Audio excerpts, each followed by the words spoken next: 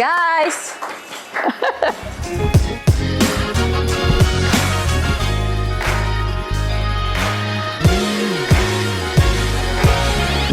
Good afternoon. You are in Real Life Phuket YouTube channel. My name is Marina and we're honored today welcome Sue Ultmann, the Executive Manager and Marketing Director of Baan Rim Pa Group, and also the person behind Phuket Has Been Good to Us Foundation initiatives. Let's start with common questions, and the first question will be how did your relationships with Phuket and Thailand start? That goes back a long way. I don't know if I can remember back that far. I was in the travel media for many years and I used to travel to Thailand, so it was a country and all around Asia. And back in those days I didn't know whether I liked it or not, but my husband was a hotelier and he actually started in Asia in Koh Samui. So we moved to Koh Samui, back in I think it was 92. Well, yeah, a long time ago. Yeah. And then we were there for a couple of years. Then we went to Malaysia and Philippines, and then we came to Phuket, and we decided to come here for 3 months to decide what we were going to do next. Mm-hmm. We ended up renting a house for 6 months, and my husband ended up going back to the Philippines, and I went to Bangkok and helped launch a magazine, which is still going today. Wow. Called The Big Chili. It's very, very well known in Bangkok. And then we came back to Phuket and decided that this was where we were going to make our base for a few years. Well, we've been here ever since, so it's a long time. And which place do you like the most in Thailand? Phuket? Oh, Phuket. Yeah. You know, I mean, Thailand's so beautiful and so different, but we choose to live here and we've always liked it the best. All right, thanks. And next question is about your restaurant. Baan Rim Pa Group is one of the oldest dining establishment in Phuket. And how did it start? And what does it take to be for so long in business? Okay, well, it's been around about 33 years. It started actually in 1989. Not in this building, but it looked very similar. It was only less than 2 kilometers away with the same fabulous views over the water. And my boss was an American who came here to fish. He was a restaurateur. He'd had restaurants in New York, London, Bahamas. He was quite an interesting character. And he ended up renting a house, which he turned into a restaurant that then became Baan Rim Pa. That's an interesting story. Yeah, and the restaurant grew and grew. He always geared it at high end, which there weren't high-end restaurants in Phuket then, and worked with hotels in that hoteliers, they always send their business to us because they know that their guests are going to enjoy something of a high level. And about 6 years ago, my boss's, my late boss, he passed away 11 years ago, and his business partner, they built this, and the old restaurants have now been knocked down, and we have this building, which is a few stories high, and we do plan later on even though this is 3 levels, but we have another level that we're going to hopefully put another restaurant into when things get back to normal. And do guests see the difference between the oldest one and this one? Some of the old guests always kept going to the old one. They always said, oh, no, we want to keep going there. And then they started coming here and went, oh, wow, this is really beautiful. In fact, it's almost the same. And I did have one guest who came and they said to me, you know, I sat in this table 10 years ago. And I said, well, actually, no, you couldn't, because the restaurant at that stage was only 5 years old. He looked at me and he said, I know where I sat. He said, and I sat in this table 10 years ago. I said, okay. All right, yeah. Let's leave it like that. So the decor is very similar. The outlook is very similar. The food is exactly the same because we split our teams, our chefs, our service staff when we moved, and so it wasn't a matter of training new head chefs. We had all of that. Oh, that's amazing. That's the first time when I'm here, but I'm so impressed. I'm like, wow. Yeah, okay. And the last question that I'm going to ask right now is about your origin, that you are an Australian, but your place services Royal Thai cuisine. How does this match? Okay. Well, it's got nothing to do with me because the restaurant really did start a long time before I joined. I've been with the restaurant 20 years, which is a long time, but I haven't been here since the beginning. And the whole idea was that there wasn't a high-end Thai restaurant, and that's why my late boss started it. And he bought the original chef, he borrowed from the Mandarin Oriental in Bangkok, and he came here and trained the staff.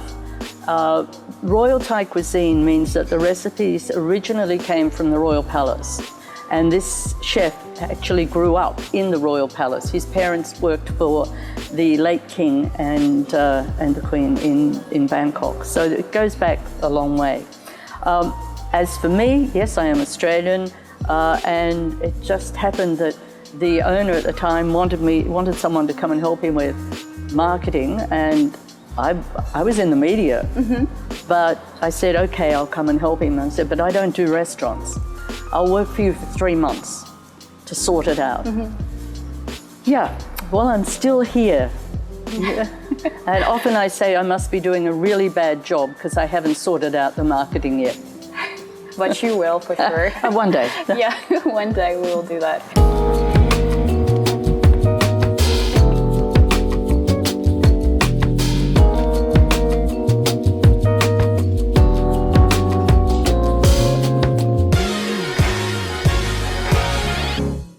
You were working in Baan Rim Pa Group for 15 years, right? And what challenges did you meet during this time? I've been with Baan Rim Pa for 20 years. Oh, okay. So lots of challenges. Over those years, we had 9/11, we had SARS, we had bird flu, we had the tsunami. So there's been many things that have happened that have hurt Phuket and business overall, but it's always bounced back, you know, I mean, and very quickly, because Phuket's pretty resilient. Of course, COVID-19 is different because it's affected everyone all around the world, and like everyone, we're struggling, business is struggling, and we hope that soon we'll start seeing business come back. Yeah, I hope too. Yeah. Yeah, and how was in the tsunami period? Well, it was very interesting. I mean, the tsunami hit, there was a lot of devastation along the coast, nothing inland. So it bounced back quickly, and everyone got together immediately and worked and helped each other. And so we overcame a lot of things. Along the coast road, where our restaurant were, and our restaurants, we had 3 restaurants next to each other. They were damaged very badly. Baan Rim Pa itself wasn't damaged very much, but our other 2 restaurants were very badly damaged. The local schools, the school in Kalim and the school in Kamala, were totally destroyed. And there was a lot of loss of life, of course. But as I said, Phuket bounced back very quickly because it's very resilient. Yeah, we will hold for that. And many people know you here in Thailand, not only for the restaurant, but for the work that you do for community. So everyone knows that the name of the foundation. And now let us ask you to tell a little bit more the name of the foundation by yourself, and share a couple of words about how it emerged. Okay, so the foundation is called Phuket Has Been Good to Us. And the reason it was named that, in fact, the idea came from my late boss. the school in Kalim, we had always helped them with food and everything because it was a very poor school. After it was destroyed, it was rebuilt with lots of money came in and the government put money in and they built a beautiful big building. They also did that in the big Kamala school. But there was no English being taught because these are still lower end schools and they needed help. So we decided that we would start teaching English for free at the Kalim school, that we would hire a teacher, put a program together, and we put the idea to the school and to the local council, and they said, fantastic. Wasn't going to cost them anything. They just had to give us the space in the school. And it started off very simple, and then it grew into part of the curriculum. And after not very long, because it was only a small school, there was about 120 children down there. The Kamala school, which was a very big school with around 700 children, they came to us and said, we want you to do the same.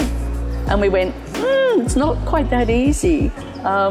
We have to raise the money to pay for the teachers, for all of the aides, nursing aides, the teaching aides, for everything, work permits, visas, the whole lot. That's not easy. It's not easy, as you know, if you live here. Plus, to become a legal charity or foundation, you must apply to the government. It takes a lot of paperwork and a lot of acceptance to become a proper charity. We have been teaching now in both schools for a long time, you know, pretty much since the year after the tsunami.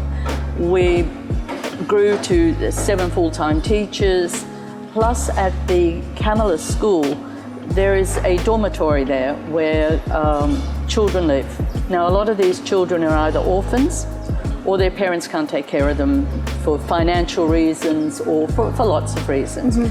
So we have an after-school and weekend program for them as well, called Coconut Club.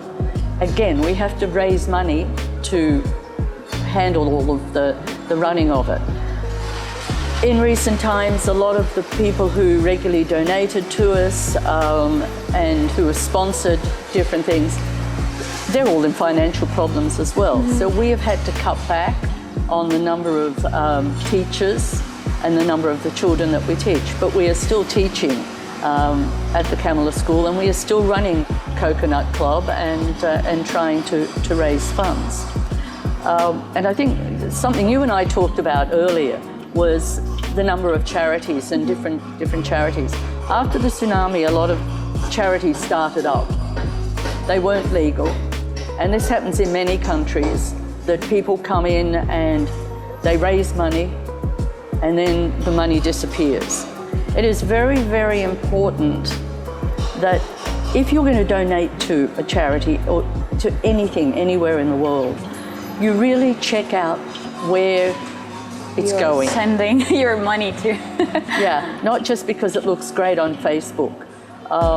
You really need to know that the majority of that money is going to what you are donating it for. Yes, there are always administration costs, but what are those administration costs? Now, we have to pay for teachers because we teach English. That's what our job is. That's what we raise money for.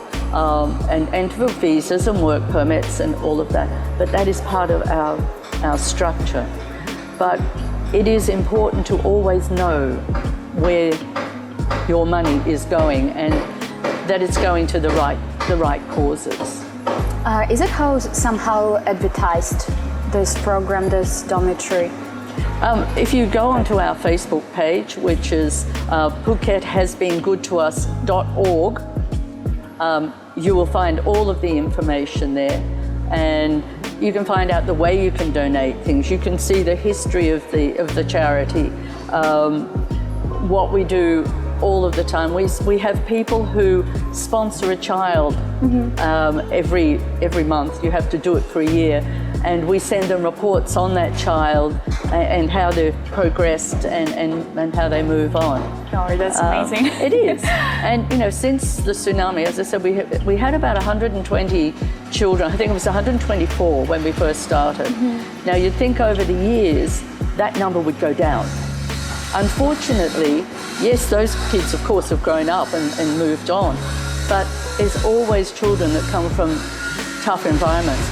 And we now have over 200 children living there. Yeah, but I don't think that it depends on your work, but it's just like, it's life. It's life, and it's a tough life. And in times like these, when there are so many people out of work and don't have money to feed their children, they are now having to send their children to places, schools like this, where the children can stay and they know they're going to get educated and fed and somewhere to stay. Okay. And how often do you visit them? Personally, I go, I guess, every couple of months I'm at the school. I'm not a teacher. I chair the charity. I help with the different fundraising and things. We have a wonderful director of operations who's been with us for 10 years, and she oversees the day-to-day running of the whole thing. But I try and get there as often as I can because it gives you a real buzz. It really does, seeing the kids, especially in Coconut Club. And how does it go? How does it go, the Coconut Club? Oh, well, what Coconut Club is, it's an after-school and weekend program, and the kids can come if they want to, or they don't have to come, and it's usually the younger ones that come. And we have cooking, we have games, we have all sorts of things that they can do. And because of COVID, it's all had to be done in the school. Soon we hope to get back to going to different hotels on the weekends and doing swimming and things, which we've always done. We try and find different activities that these children just wouldn't normally get to do. Plus we have a birthday party every 3 months for the kids that have had a birthday during that time. And then we have one birthday party, and that's all celebrated then. And where do you usually celebrate it?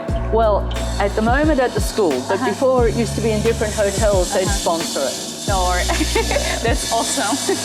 And also I've heard about Cirrus that you created last year. Cirrus that is called COVID Diaries. Can you tell me something more about it? Not really, no. I can't give you the expert on those. Unfortunately, Tina's the one that's got more of the details. I'm only going to bury myself if I talk about that. Oh, all right. Okay, I got it. Thanks for sharing with me about foundation, because personally, I have never heard about that. So, and I hope a lot of people will know about this and will somehow help it. And we'll have to get you there to the school so that you can actually see what these kids are doing. Yeah, I will get the address after that. Okay. Interview. During pandemic time, a lot of people got into troubles. And how do you go through this time personally? And what is it for you for a business lady and a charity person? It's a terrible time for everyone, not just in Thailand or in Phuket, but worldwide. But here, of course, being a tourist island, so many people are out of work and have been right from the beginning, and it's got a lot worse. A lot of our staff have been with us for many, many years, and we've tried to support them. We've stayed open, other than in the initial where they closed everything down. We've stayed open all along. We actually served food for locals out in the street. We were one of the, if not the first place to start feeding local people until things got really bad with COVID and they closed it down. Now we're working to survive, and unfortunately business is very bad. It's very bad for everyone. When will it finish? We don't know. We don't know what the outcome is. We're just all hoping that it'll come good and very soon, and we'll start seeing business again. The same with the charity. Obviously, there's been a lot of times where we're just losing so much money. Our supporters can't support us because they've also been been without work. So yeah, it's tough, and we don't know when the end is going to be. Hopefully soon. Yeah, hopefully. Yeah. Like everyone will hope for that. Next one, what I wanted to ask you is, what is, according to you, the most crucial for all of us during this time, and how can we help each other, like except just sharing the food, for example, in the street, maybe somehow like in a different way, and also how can we help people to, for those who suffer or who got into troubles? Look, there's a lot of people out there at the moment who are trying to help people who haven't got food, haven't got a lot of things that they need, and people will continue to help, sort of try and help people survive. None of us really know what we can do, but we need to do all the basics. They've told us, wear masks when you're out in public, and I think the Thais do this very well. Mm-hmm. The reason Thailand hasn't had as much COVID as other places, that right from the beginning the government said you will social distance, you will wear masks, and we still wear masks everywhere. You will wash your hands, you will do all of these things, and it has worked.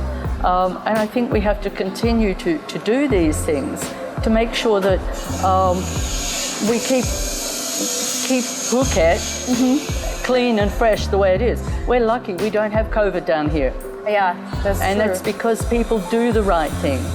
In many countries, people say, oh, let's not worry about it, and the disease just keeps spreading and spreading. I'm hoping that, we'll see tourism open up by the middle or, just after the middle of the year. And that will depend if people around the world start doing the right thing. Yeah, that's what we all think about. And one more question about your life in general. Like, would you like to change anything in it? Would I like to change anything? A bit late. But anyway, no. If you had a chance. I've been very lucky. I have traveled the world. I've lived in great places. I love where I'm living. I love Phuket. That's why I live here.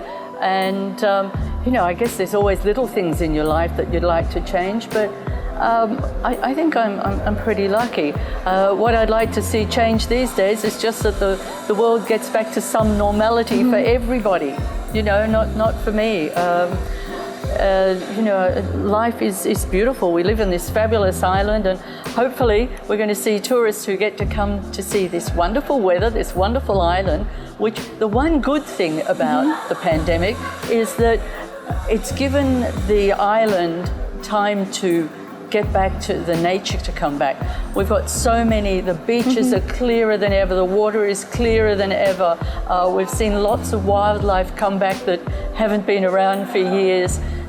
We've had leatherback turtles laying eggs that haven't laid them on beaches for 20 years. So people will then get to come back and see this. So as for me, no, I don't think I want to change anything too much. Yeah, I think that's the most important thing, when you don't regret about anything in your life. Yeah, we all have little regrets, but nothing major. I'm pretty happy.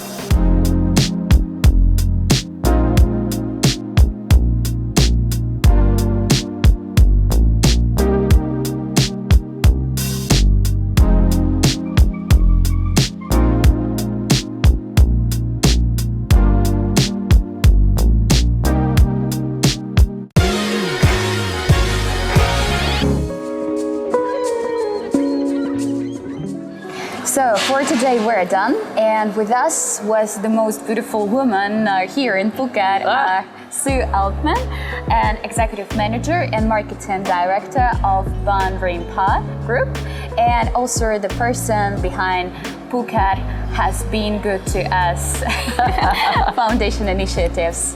And also from this episode, we will surprise our followers, and each of our guests will give some surprise or a present. So what you need is to leave the comment and subscribe for our channel. And then for the next video, we will choose the best comment and then we will announce the winner.